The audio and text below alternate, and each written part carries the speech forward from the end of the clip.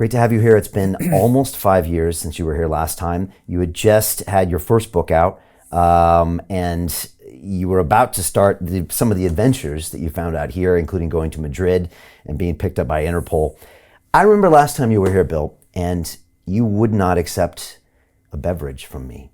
And I think I asked you about that. And I think I started to get a glimpse into the life you might lead, where you're maybe always worried about something bad happening to you. And maybe we start there, and then we can go into what happened to Madrid. But how often is something like that on your mind? You did accept a drink from me today, I noticed. Well, since I actually knew you, since 5 years ago I met you, you didn't poison me, so I took the offer of the tea here, and I'm pretty sure that I'm going to be okay after this. I mean, you're joking a little bit, but do you kind of like to meet people at first, or are you? I've got to be super careful. I can't just be drinking and eating and meeting with people I don't know and so on. Everyone has to be vetted. But you've proven yourself to be not a Russian assassin, so okay. I'm good. All right. So because I even told the guys today to just keep your eyes peeled. That's what I said. I said just keep your eyes peeled. I don't want any random cleaners or inspectors coming here. And I just told them that, and I'm just thinking, well, that's what I'm thinking, and I have to worry about this one day every 5 years. But this is something you're probably constantly thinking about. So. Well, it becomes kind of like an instinct. I mean, it's not, if you do the same thing, if you stay vigilant for long enough, it just becomes, you're vigilant without having to be vigilant. In other words, it becomes as a habit. I do certain things as a habit. I don't do certain things as a habit. I have a whole protocol which I've mastered, and it's worked so far. I mean, knock on wood, but 13 years after I started this fight with Putin, and he really wants me bad. I mean, and there's, it's not just me saying it. I mean, we'll talk about it today, but there's huge amount of objective information about how angry he is at me for all the trouble that I've caused him. And so, but here I am, 13 years later, I'm still alive. I mean, that's a huge accomplishment, I think. It is. Why hasn't he been able to get you, do you think? Well, I think in the past, he wanted to get me one specific way.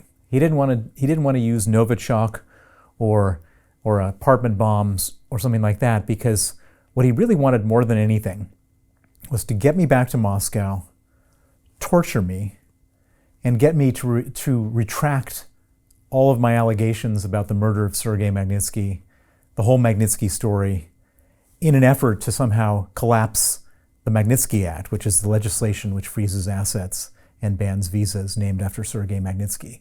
Okay. He really doesn't like that legislation. He thinks that somehow getting me to, make some statement on TV after having been tortured for 20 hours, then they can kill me after that. But he wants that's his, he has this fantasy of getting me to retract the Magnitsky Act.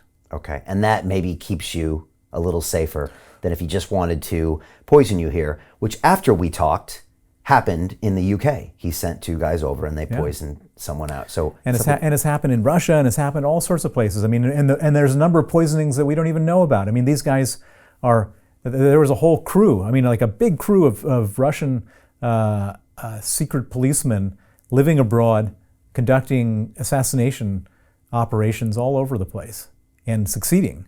And so their big goal was to use what I call legal means. Legal means arresting me through Interpol or through an extradition request, getting me back to Moscow, torturing me, putting me on television, and then killing me. Right. Okay. And then to say to the West, guys die in prison all the time. Okay. So that's a bigger payout that he was holding out for. You have sources that told you that.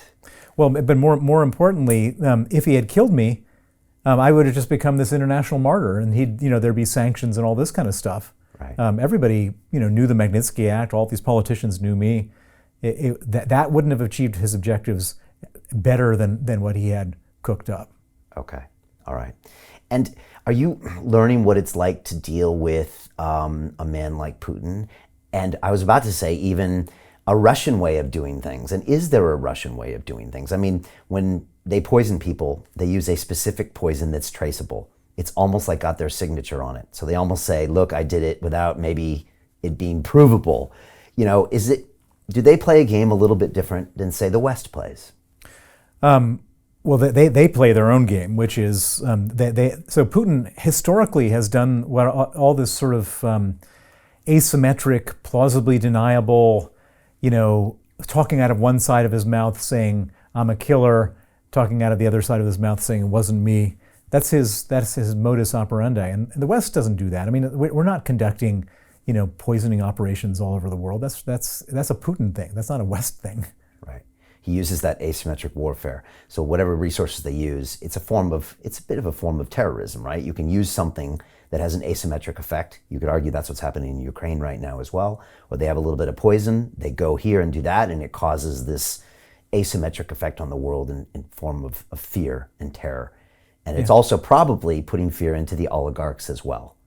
Well, so Putin's whole big thing is that he's got to be the scariest guy around. That's how he succeeds. We've seen him to be kind of incompetent. I mean, his war machine. We thought the Russian military was the second most powerful military in the world. Well, I think that the Poles could probably deal with them in an afternoon. They're probably like number 13 in the world. But you don't have to have the best military in the world if you're just a crazy guy like Putin and ready to do anything and going around. It's kind of like a guy walking around the neighborhood with a knife and just everyone just wants to avoid him. That's sort of Putin's big thing, is like to say, I'm the guy with a knife in the neighborhood.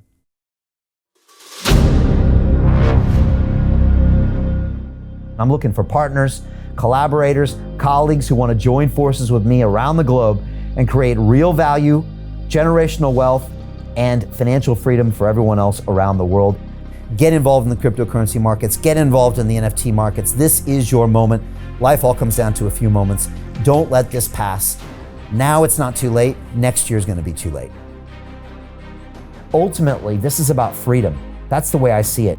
This is about giving power back to the people and enabling billions of people worldwide to use the financial markets to improve their lives and those of their friends and their families and their communities. Honestly, I think it's a violation of human rights not to allow people basic access to financial services. Because right now people are being kept in the dark, they're being robbed of education, and it's a travesty. And so I'm looking for people that want to join me and be a part of this solution. And that all happens inside the DeFi Academy. The gains my students are making are absolutely amazing. Double, triple-digit gains in the first month alone. That's amazing. This will change your life. Now is the time to get involved.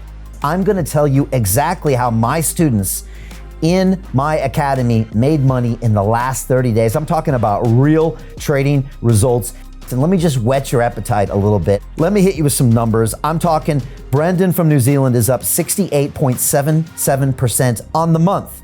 Steve from Europe up 83%. Albert in Singapore up 169.9% on one single trade.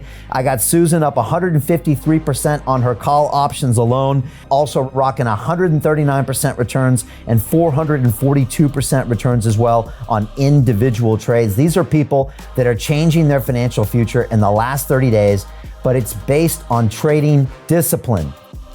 I've graduated over 500 students from inside my academy from over 54 countries around the world. It's amazing. When it comes to crypto, DeFi, and blockchain, we love this space. We truly believe it's the future. This is down to our core. It's authentic to what we're doing, and everybody can tell through the camera because you can't make this stuff up. If you're watching me now, wherever you are, I implore you, take 60 seconds right now and join my academy. Apply today. Now you've got a chance. Life all comes down to a few moments. What are you going to do? What's the choice that you're going to make?